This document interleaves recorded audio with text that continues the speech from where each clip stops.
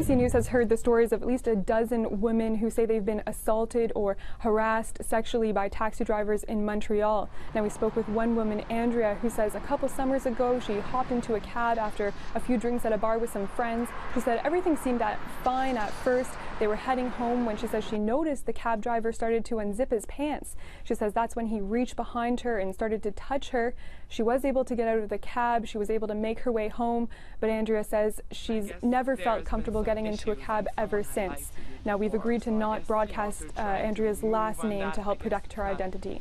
It's so weird to think that I don't feel safe taking a taxi here in Montreal, in my own city, in my country. I don't feel safe at all. After hearing Andrea's story, we started digging and we found out that right now in the province of Quebec, no one is screening criminal records for taxi drivers anywhere in the province. In most other major Canadian cities, you aren't allowed to get a taxi permit until you've passed a criminal record check, but not in Quebec. Now, there is a provincial law in place that says that if you've been convicted of certain criminal offences in the past 5 years in Quebec, then you shouldn't be eligible for a taxi permit, but no one's checking that.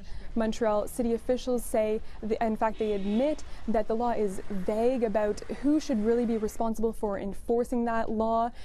So in the meantime, no one is checking because it's not clear who should be checking. Local and provincial officials say they are concerned about this. Transportation Minister Robert Poetti says he doesn't know why the previous government didn't move faster on this issue, but he says it's at the top of his to-do list. Now, there is a provincial working group in place to address this issue. They've been meeting since 2012, and so far there is no evidence of solutions being on the table. They are expected to meet again today, so we'll see what comes out of that meeting. And in the meantime, Mr. Poetti is vowing that he'll address the issue as fast as possible. Jayla Bernstein, CBC News, Montreal.